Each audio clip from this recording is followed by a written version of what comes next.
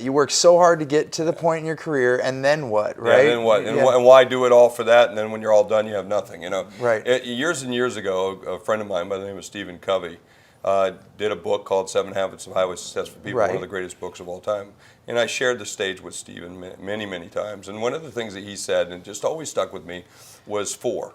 That you need to have balance, and balance, you know, much like a teeter-totter or one of those teeter-totters that goes like this, you need that kind of balance, because when you push on, you know, say one side, like this side, something's got to give over here, and that's the way life is. Too much work gives up your family.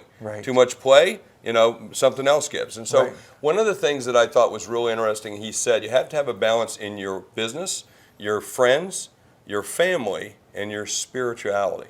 And I've always tried to stick with that, because I'm also an addict. I'm an addict to work.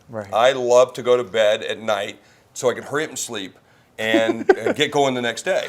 But at the same time, I have to remember all those different pieces to my life, because there's more to me than just that.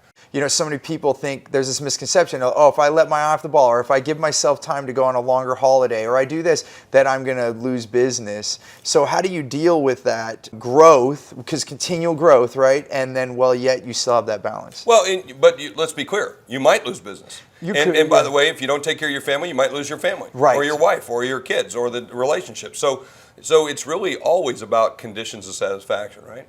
True. You know, condition of satisfaction for your work, condition of satisfaction for your spirituality, for your family, for your friends. So you have to really know what those are. So what are your conditions of satisfaction? And then you measure and do the things based upon those things. Then you can really get it done.